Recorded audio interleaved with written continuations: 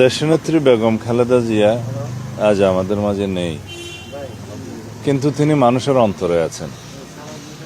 গণতন্ত্রের মা হিসেবে তিনি খেতাব পেয়েছেন, প্রতিষ্ঠিত হয়েছেন। তার জানাজায় যারা শরিক হয়েছেন, যারা ঢাকায় আসতে পারেননি, তারা গায়েবানা জানাজাতে শরিক হয়েছেন। সারা পৃথিবীর মানুষ দেখেছে, পৃথিবীর সর্ববৃহৎ জানাজা এটা প্রতিষ্ঠিত হয়েছে।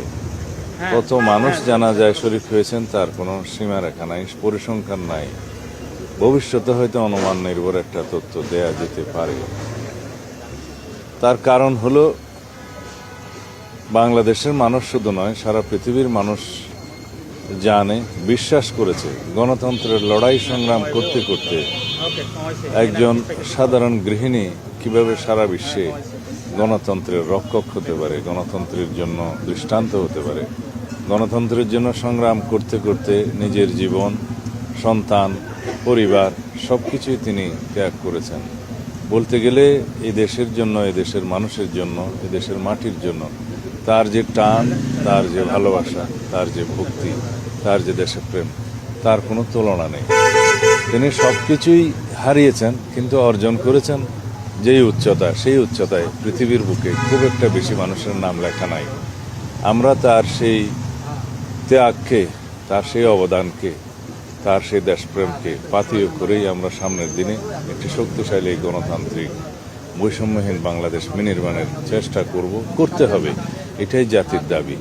আমরা তার জীবনের বিনিময়ে সেই শিক্ষাটা আমরা পেয়েছি। আমরা সেভাবেই দেখি, তিনি বিএনপির নেত্রী নন, তিনি বাংলাদেশের নেত্রী নন, তিনি সারা বিশ্বের গণতান্ত্রিক কামী মানুষের নেত্রী হিসেবে নিজেকে প্রতিষ্ঠিত করেছেন। তিনি সব দল মতের ঊর্ধ্বে নিজেকে তুলতে পেরেছেন এবং এদেশের মানুষ, এদেশের সকলেই তাকে সেই মর্যাদায় আসীন করেছেন। এটাই আমাদের জাতীয় জীবনে প্রাপ্তি। অন্যদিকে আমরা তাকে হারালাম, সেই বেদনা, সেই শূন্যতা কখনোই পূরণ হবে না। জিয়াউর রহমানের উপর খালেদা জিয়া জানা যায়, এত মানুষ, এত ভালোবাসা, আপনারা যারা বিএনপি নেতৃত্বে এখন রয়েছেন, তাদের উপর মানুষের যে প্রত্যাশা, সেই প্রত্যাশাটা অনেকগুণ বেড়ে গেল কিনা? আপনারা অনেক বেশি দায়িত্ব নেওয়ার জন্য মানুষ আপনাদেরকে প্রশ্নবিদ্ধ করছে কিনা আসলে এত মানুষ? সেই বিষয়ে আমি সত্যি খুব বেশি শঙ্কিত।